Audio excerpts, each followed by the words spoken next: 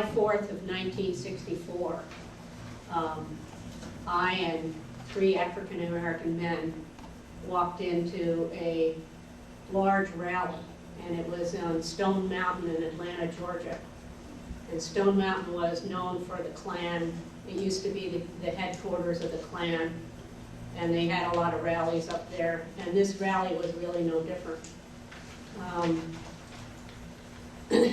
We walked in, and suddenly there were 10,000 people there.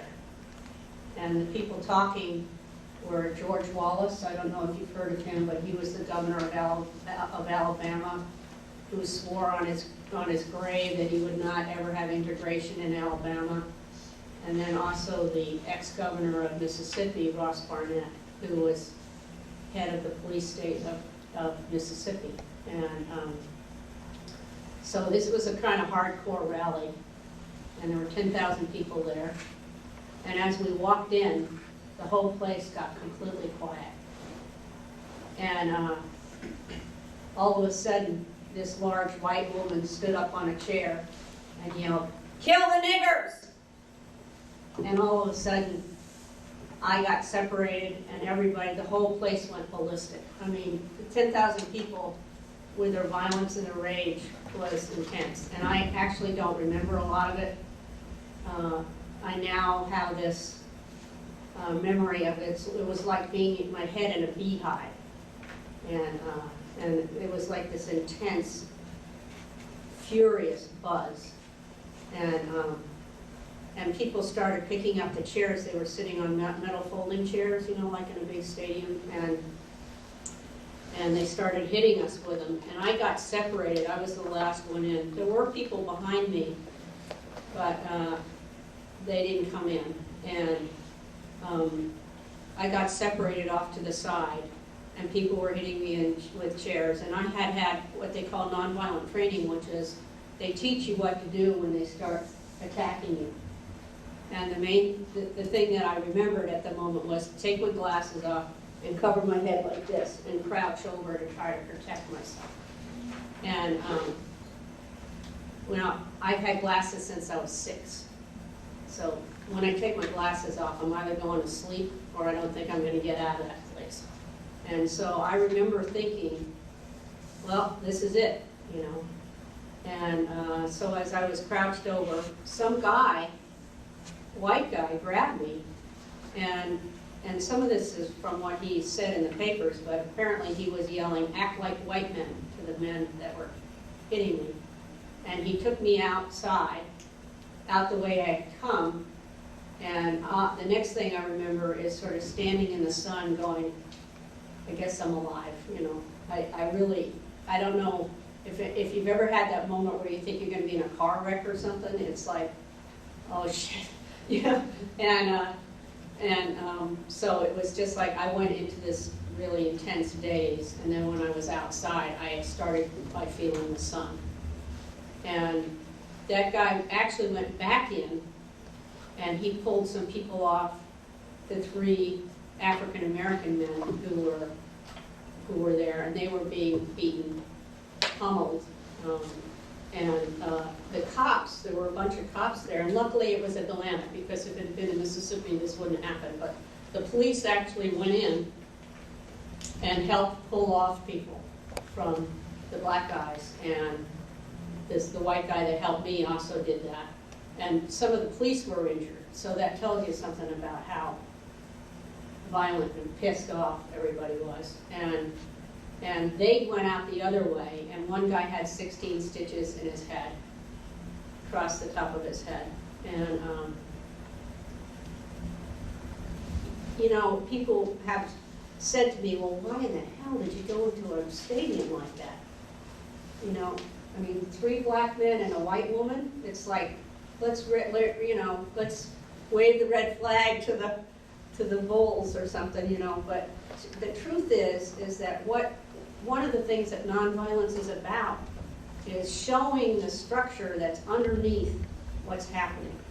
In other words, in that rally, it was 4th of July. They were acting like it was a picnic, right? It was a big rally with these segregationists, and everybody was there, they were all, you know, waving their American flags and their Confederate flags and everything. And the state of Georgia, it just happened. Well, when we went, it showed what was really there, which was a bunch of people that were full of hatred and and were very violent. And without us being there, it just would have gone on. It would have been like 4th of July like usual. When people went into Mississippi, which was far worse than Georgia, and literally was a police state. Half the Klan members were police officers.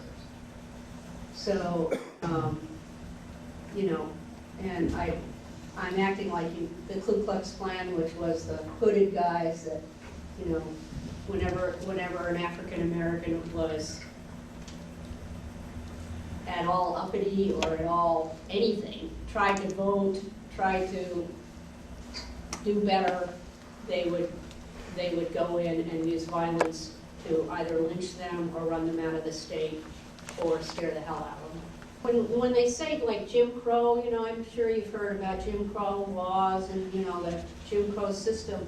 It sounds sort of benign. It just sounds like there's a bunch of laws where, you know, you have to drink in a colored fountain and not in a white fountain and stuff like that. But you have to know that this was a complete system of separation and racism. And that underneath it, just right underneath it was supported by violence.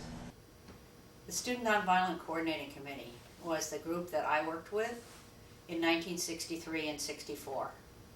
I want to tell you a little bit about the background of that organization because it's really cool, and it was basically student-led and student-run, and it was a young organization.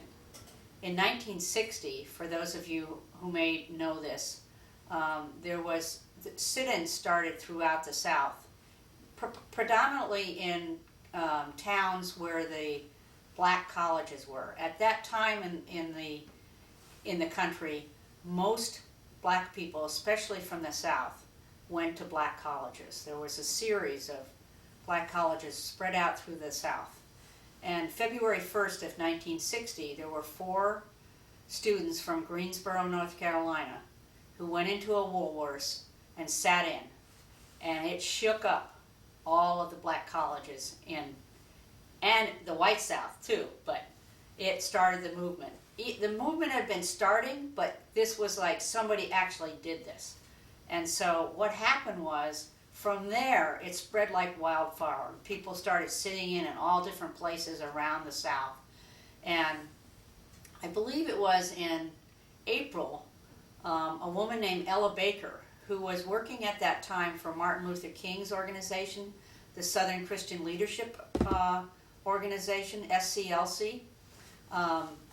She decided that there should be a gathering, a conference of student leaders throughout the South that were interested in sitting in. So they did it in North Carolina, and they expected maybe 100 people to show up. 200 people showed up. And in that whole discussion, one of the questions was, should they just have their own organization, or should they have an organization that was under SCLC, which was basically led by older, not really old, but 30s and up, black ministers, was basically who was in SCLC. The primary one being Martin Luther King, who was a wonderful guy, but he was older, and it was a different form of leadership, I would say. And so at this meeting, Ella Baker, who SNCC people consider kind of the mother of SNCC, suggested that the students form their own organization and that they not be under the aegis of SCLC, but they form their own organization. And out of that, SNCC was born. And thank God she said that, because what happened was it was really youth-led. It was not older people with worries about what people think and all that jazz. It was young. And it was totally friggin' cool. I mean, it was so cool. And you could just feel, I mean, there were some older people that you know, were part of it, but they were the people that wanted the kind of action and the kind of activity and the kind of radicalism, natural radicalism that young people have. And it was awesome. So out of that was an organization formed, and then a lot of leadership from that went on into the civil rights movement between 1960 and say 1963. And a lot of that was sit-ins, and that was the stuff that was publicized the most, and all through the South. In Nashville there was a huge movement, and that happened. But the other thing that SNCC did was they started doing grassroots organizing in the police states of the South, and that was the really hard, deep core states, and primarily Mississippi, Alabama, and Georgia. And they sent organizers into these small towns to stay with people and find local leaders and build a grassroots movement.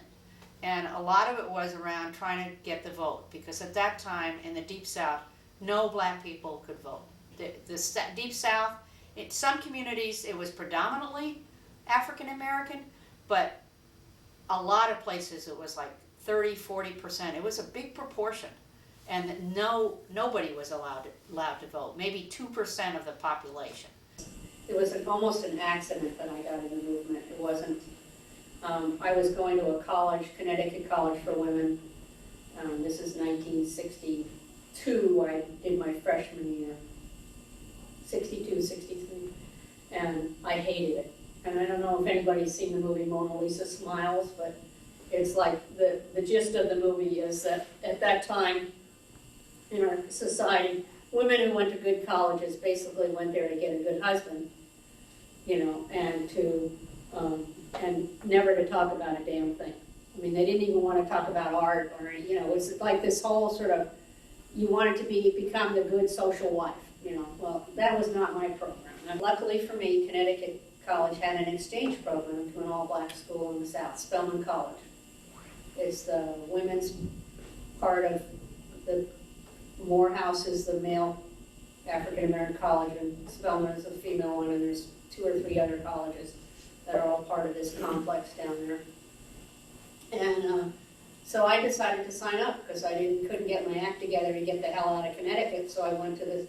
And so the day a week and a half before I left, I was setting up my train reservations to go down to Atlanta. I thought Atlanta was like 8 hours out of New York by train. It's 24.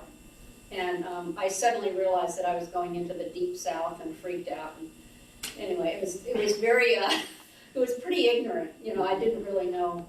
And about a week after I got there, the 4 young girls were killed in Birmingham. And Kennedy was killed during that time. And so that's really how I got into the movement. And so luckily for me, it was a great experience. And what I found was not just protest and what I found was that empowerment. What I found was this core in myself that came so alive. And I was surrounded by these alive people. I mean, most people, we knew it was dangerous. It wasn't like, you didn't have to know shit to know it wasn't dangerous, but there was something about it. It was like, there's something about, I know I might get killed, but this is really important, and this is important to me. And I'm gonna put my safety aside, and I'm gonna do this. And let me tell you, I mean, that is, I don't even know how to explain what that does to you inside. It changed me forever. So that, now I'm just trying to get free. I'm trying to get free of myself, and I'm trying to help society a little bit, but mostly just be free inside. Because I saw what freedom could be. I saw what being alive and caring about things and not caring about materialism and all the bullshit stuff, and not wanting to do stuff for my parents and wanting to do stuff for what society said I should be doing, none of that. It was, this is right. And where I was lucky is that there was a movement.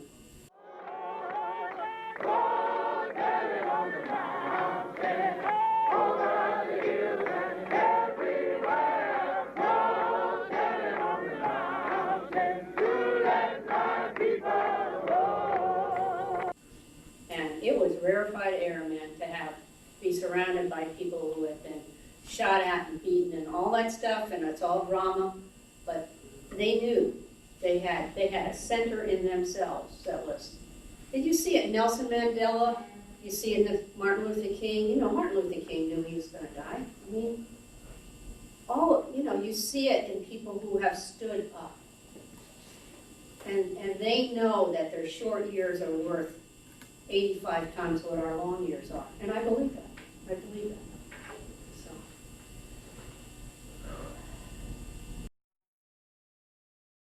And there's one other story I'd like to tell you that's related to a friend of mine that I got to know probably 15 years ago. And she was born in Greenwood, Mississippi. And she came from a very poor family. And on her 11th birthday, one of the things she did sometimes was she would babysit for white families. And she had this one little girl that she babysat for, and she went to, on her birthday, they said, oh, we'll give you $5 for your birthday and for babysitting today. And she went to this big fancy house, and the white woman, the mother, then said, I want to take you upstairs for a minute. And she actually took her and pushed her into this room where her husband was, and the man raped her. Still. And part of the purpose of telling that story is that when you hear the words Jim Crow, and you hear the words of what it used to be like, you hear so little of what it really was. There was violence that held these things in place. It was like this whole system. And a lot of it, part of that system was that white men thought they could do anything to black women that they wanted. And that was largely true because it was a police state that supported the whole system, there really wasn't anybody to call. She couldn't bring charges against this guy because she told me 50% of the black young women that she knew had been raped by white men. And so this is the system that was. And she went on to, a wonderful woman, she went on to be a prostitute for a couple of years, and then SNCC arrived. And she first started following the SNCC guys because she thought that they would be good tricks. And cracks me up. You'd have to know the SNCC guys to know that they would never. That wasn't their shtick. And not that they weren't into women, but I mean, it just anyway. So she followed them into the SNCC office, and that was where she saw her first African American woman at a typewriter. She ended up getting involved in the movement. She was arrested. She was, a young leader. She was like 16, I think, at the time. And then eventually, SNCC found her some people in the north in Wisconsin that helped her go up there. And her mom got killed because she was so active. They burnt down her house, and her mom died in that fire. And she left Greenwood and went to Wisconsin and ended up getting a PhD and writing a famous play that was on Broadway, and it's called From the Mississippi Delta. And the purpose of these stories is to try to explain a little bit about what it was. And I know all this seems like ancient history, and I've heard white people say, black people should just get over it. But what I can say is that it was only like a generation and a half ago or something. It was my age that we were there. SNCC was started by about 20 people, and they literally changed this country. What the grassroots organizers found was that they would find leaders, and they'd start developing kind of an organization it was all, you know, you have to know that like the Klan was out there and, I mean, literally watching everything. And what they found was that as they found local leaders, they got shot. And Herbert Lee, there's just a number of people who got shot. Medgar Evers, I mean, it was just there's a long list of people who got shot. And nobody was prosecuted, and nobody paid attention to it. And it was just like, you could find 1,000 leaders and 900 of them would be shot, you know, and as they just picked them off.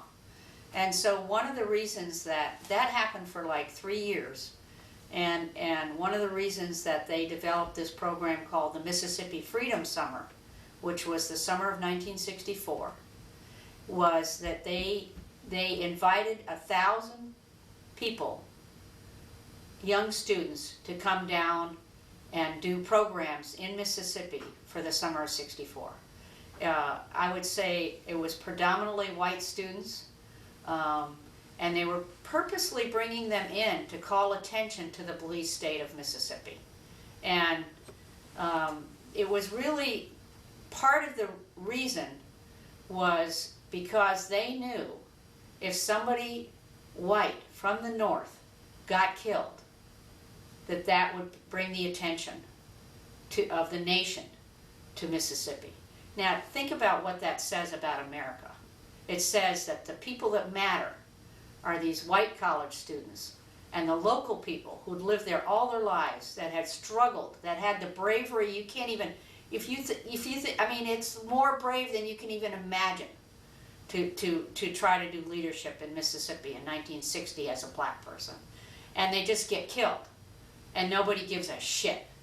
And the white students come down, they're young, you know, and in 1964, in June 21st, 2 of them disappeared, Andrew Goodman and Mickey Schwerner, along with James Chaney, who was the local person that they were with, a young, I believe he was 19 years old, African American, who was a local leader there. And, you know, they disappear. And, you know, it's terrible that they disappeared, but all of a sudden, the whole fucking world pays attention to them. The Mississippi River. And Freedom Singers were this group of 4 or 5 singers that went around to the North and sang songs and talked about what was happening in the South to educate people up there so they would be supportive and people would know what was going on. No, turn me round, turn me round, turn me round, ain't gonna let no injunction cut it. Turn me round and keep on walking, yeah, keep on talking, marching up to freedom land. Well, the songs are a very important part when they actually relate the story of the movement and what's going on. And right now, we as a group are using these songs to spread the movement to the northern part of the United States. There was a gathering of SNCC staff, and most of them were going into Mississippi. And at that time, everybody thought that they were going to die by going into Mississippi, especially the staff, because the staff knew truly how violent it was, and to have somebody disappear that early into the summer, it freaked everybody. I mean, everybody was just like freaked out. And so it's true, they were standing up to it, they were still going to do it, but you know, on a human level, it freaked us out. I mean, it scared the hell out of us. So there was a kind of a staff meeting just before we went in, before they left, and there was this song that they sang. It's called Maybe the Last Time, and it goes like, maybe the last time, maybe the last time, maybe the last time, maybe the last time, but I don't know. Maybe the last time we sing together, maybe the last time, but I don't know. And it goes on. You eat together, talk together, pray together, blah. So there was this gathering, and this is like having 10 Nelson Mandelas in the room, okay? And so they're singing this song. And people are crying. And one woman got on her knees and started praying. And to my little 19-year-old white brain, it didn't compute. And I don't know how to explain this, but I was so moved by it, that people could be that real with their fear and also still go and be, there was a, I mean, the air was like, it was just like rarefied air. I don't even know what kind of oxygen was in that room. It was unbelievably beautiful. And beautiful doesn't really do it because it sounds like this sort of hippie new age thing. It's just like so moving that I was beyond words. That's what was meaningful to me. You know, and people were on the rafters and yelling, and you'd walk in and everything, freedom, now, freedom!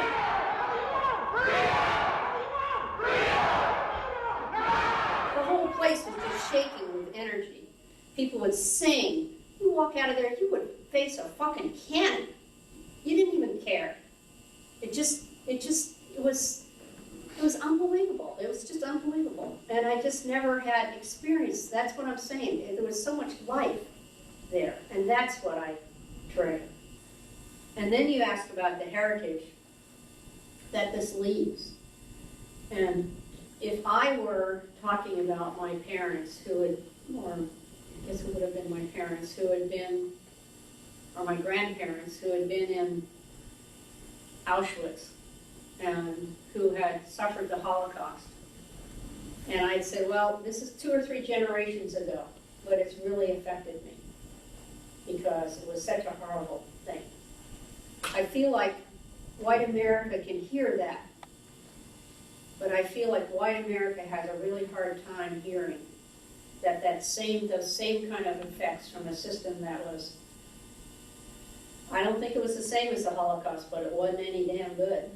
And that it's just like there's no credence. I just find it stunning that there's just no allowance. There's no, you know, the legacy of racism is alive and well, I guess is what I'm trying to say. Yeah. What do you think about the use of the N-word by African Americans, and do you think that has an effect on stopping or eliminating racism? Well, you know, when I was at Spelman, if anybody called me the N-word, I was totally complimented. I mean, I took that as I'm in, you know? So, you know, and I loved it, you know? So, I mean, I just want to say, you know, I have a lot of odd, you know, anyway. But, so, in that sense, I think I understand, to a certain extent, what it means within African American culture. That's how I feel, is that I got some understanding of that, and that it's a term of endearment within that, similar to how gay people would say queer or something like that. That it's taking the name of oppression and turning it and sort of depowering it and using it as something else. So, and correct me if I'm wrong, because, you know, here I am, white, talking about this, so please, I mean, so, on the other hand, and I don't think that America, white America, has ever understood that. I don't think that they have any comprehension of the difference, and so they think it's racist. If a black person can use it and a white person can't, they think that's racist, which I just find absurd. I mean, that is just fucked. I mean, it's just, makes me, I could go on for a while about that, as you can tell, and I curse a lot. So, but, so when Imus came along, or, you know, Michael Richards or anything, I think it's I think it's terrible for white people to use it. I think it has this historical context that when white people say, well, black people, it's a totally different deal. It doesn't have anything, it's apples and oranges, it's completely different. So, I'm more down with that than I am with bitches and hoes, if you want to know the difference. So, you know, I don't know what to say. I mean, I feel like that's something that should be decided within the African American community. I don't feel like white people have a right to say whether that can be used or not. I think that's something for African Americans to decide. And I just think it's a completely different deal. So, does that answer you? Yeah. Yeah.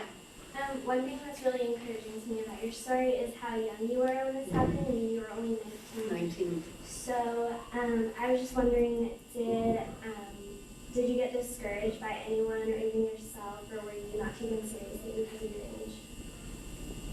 Oh no, we were taken. Actually, there were 13-year-olds that were in jail with me. So it was great. It was great. I mean, I'm not kidding you. Be that young and be that empowered, holy shit. I mean, there's nothing. You know that moment where you have, like, if you're at a rock concert or a dance or something, and you just feel like you've got juice all running through you and everything is right, and you've forgotten all the things that are fucked up in your life, and, you know, it's just right. It was very empowering to young people. And young people were the only ones who had the courage to stand up. And I, as bad as I hate being 63, I wish for you guys that you had a movement. And I wish for you guys that you will find what you really care about and do something about it. Because it is a transforming experience. And if that means standing up to your parents or your friends or whatever it takes, you gotta find yourself. You want to look back and say, I was truly myself. You're a gift of God. Don't deny it. Whatever your interest or your heart, where your heart leads you. I mean, I'm starting to sound like, I don't know, I'm a preacher, but I really believe it. It's like even marginally gotten better, or like, I mean, that's like the first question. The second question is, if it hasn't, what do you think is really the best way? Because we've been talking about racism for a while now, and there's still no clear-cut way to really improve the situation, because it seems so minuscule what you can do on your own personal end. And it's really hard to change people's psyches. And it seems so like... It's even hard to change my psyche or right. my own psyche. And it seems so difficult to change that one thing because it's so ingrained into them, right? And into people. And even to me, I'll admit it, I'm a bigot about a lot of things. But what is really the best way to go about that if it hasn't gotten much better since your generation? Well, I think it's gotten different in a lot of areas. I went down there with Indesha, and she had this like gathering, and there was this black woman judge, and I said, "Hi, Hattie, what do you do?" She said, "I'm a judge," and it took me, all I could say, "You're a judge?" I couldn't, because when we were there, it wasn't even an option. Right. So, I mean, there have been a lot of changes. On the other hand, it's almost like it's morphed into something else as opposed to really gone away. I am very heartened by Obama. I'm totally excited by him, and if for no other reason, I feel like to white America, they're seeing every goddamn day a bright African American who cares about people. I think hopefully that's making some difference to the psyche. I think in 1954, when the Supreme Court had the Brown versus Topeka, the education, where they said you couldn't segregate in education anymore, this guy, psychologist named Kenneth Clark, and he had young second or third grader black kids, and he brought them dolls. They were white dolls and black dolls, and he asked them which of these dolls is the best, and which of them looks the best, and which of them behaves the best.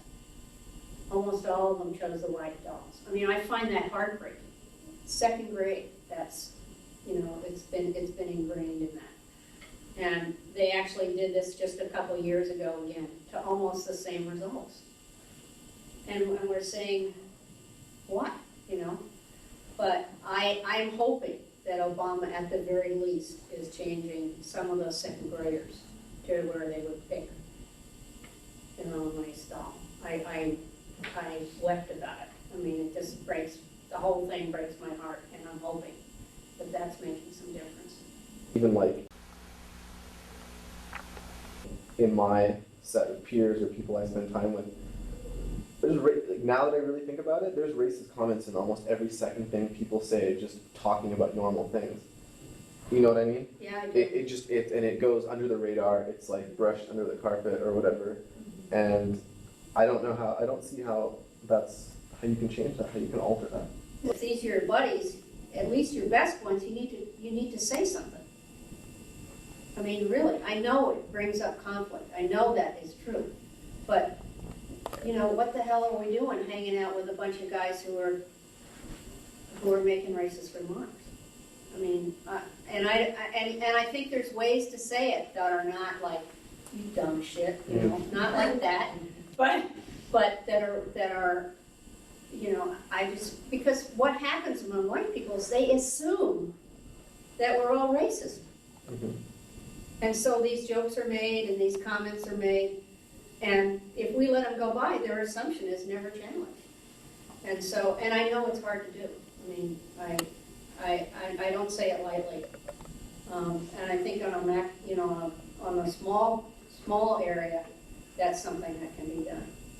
And then I think, and I encourage the other class too, is to find out what matters to you and to try to do something. I know it's hard. I know, guys. I know. Everybody's fucked up and we're all trying to do our lives and, you know, there's all this interpersonal crap and all of that.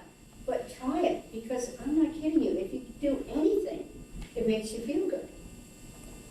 I did 3 hours of calling for Obama. I felt like fucking rat, you know, rah, you know. I mean, it just, you know, don't just, even if it's almost nothing, do something. And it needs to be something where your heart is. It should not be an intellectual event. It should be where your heart is, because that's what makes a difference. That's what will make a difference to you. And, you know, to stand up to your buddies or to say you want something, even to one of them on a one-on-one thing, that is so empowering. Because it sucks that you're sitting there listening to it. Not just because of black people in America, but for yourself. It's disempowering yourselves when you let this. If it matters to you, it's like eating shit. Excuse the French, but that's what it's like. It's like you're diminishing yourself so you don't bother somebody, even though they've bothered you, and they don't know it. So, is that? Yeah, I see what you're saying, definitely. Yeah. I appreciate all the questions, and I hope that I've communicated some of it. That whatever meaning, that you can take some meaningful piece away. That's what I would hope, that you can apply it to your own lives, because of not just for your sake. Because I don't know if I really believe in like going to help people, but I believe in by doing something that you believe in, you really help yourself. And that if we all helped ourselves to be more truly ourselves, we of this country would be really different. And so I hope that for all of you. I really do. So. Huh.